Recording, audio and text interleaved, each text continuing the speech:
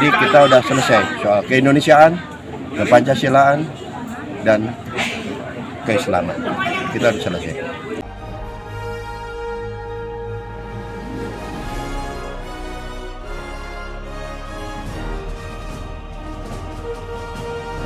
Anggota DPR RI Daerah Pemilihan Dapil 10 Jawa Barat dari Komisi 13, Agun Gunanjar Sudarsa, melaksanakan kegiatan sosialisasi 4 pilar MPR RI di Kabupaten Pangandaran, Sabtu, tanggal 4 Oktober tahun 2025.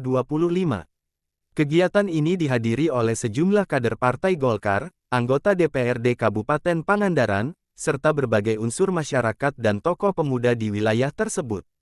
Kegiatan sosialisasi ini merupakan bagian dari agenda nasional yang rutin dilaksanakan oleh MPR RI dalam rangka memperkuat pemahaman nilai-nilai kebangsaan di seluruh daerah. Melalui kegiatan ini, masyarakat diharapkan dapat mengimplementasikan 4 pilar dalam kehidupan sehari-hari, yaitu Pancasila, Undang-Undang Dasar Negara Republik Indonesia tahun 1945, Negara Kesatuan Republik Indonesia (NKRI), dan Bhinneka Tunggal Ika. Dalam sambutannya, Agun Gunanjar menegaskan bahwa 4 pilar MPR RI merupakan fondasi utama yang harus dijaga dan diamalkan oleh seluruh warga negara. Menurutnya, di tengah tantangan zaman seperti derasnya arus globalisasi, media sosial, dan perbedaan pandangan politik, pemahaman terhadap nilai-nilai kebangsaan harus terus diperkuat.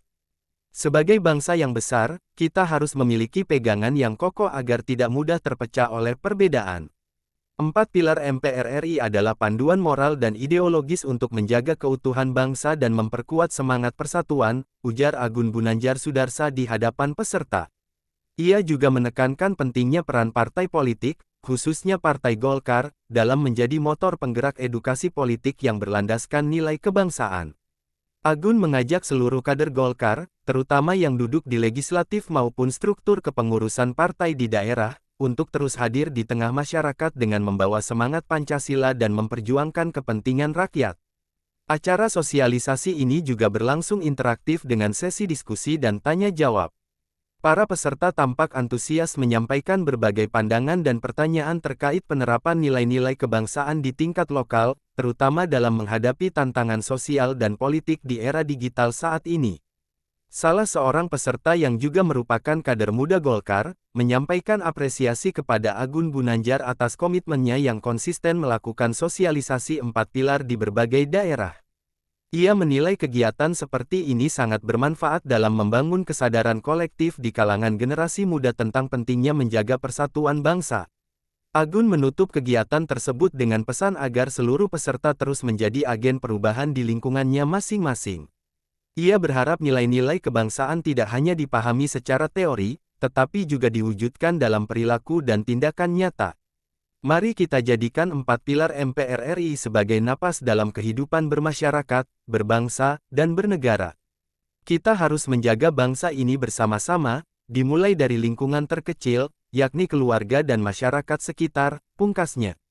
Kegiatan ini berjalan dengan lancar dan penuh semangat kebersamaan.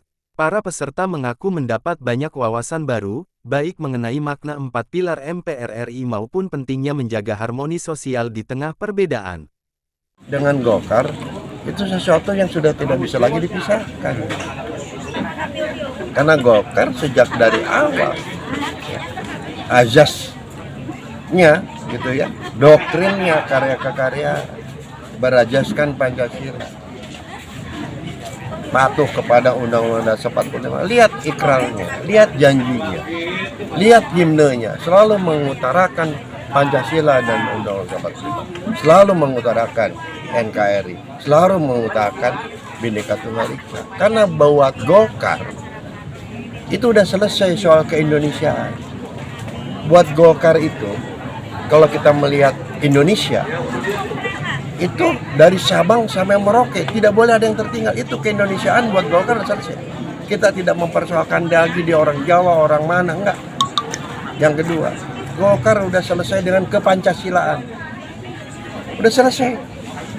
Kita tidak lagi mempersoalkan soal 1 Juni, soal 22 Juni, soal 18 Agustus.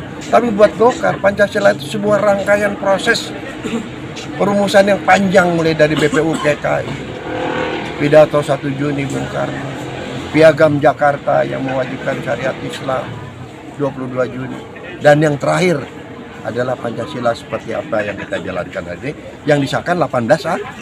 Jadi Pancasila yang kita pakai hari ini adalah Pancasila yang disahkan pada tanggal 18. Kalau terkait dengan 1 Juni, betul. Istilah Pancasila itu lahir oleh Soekarno dengan pidatonya Pancasila. Bahkan dia remas lagi jadi Trisila, dia remas lagi jadi Ekasila, yang intinya gotong royong. Kan begitu. Nah, kita udah selesai. Yang kedua, yang ketiga, kita juga udah selesai dengan persoalan keislaman. Kita udah selesai. Kita tidak mempersoalkan lagi soal NU, mau Muhammadiyah, mau Persis segala macam.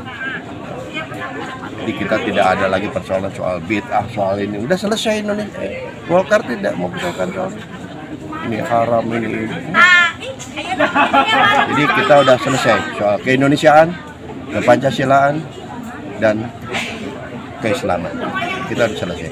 Itulah yang disebut dengan inti esensi 4 pilar kebangsaan. Abdullah Haris melaporkan untuk Berita TV Pangandaran.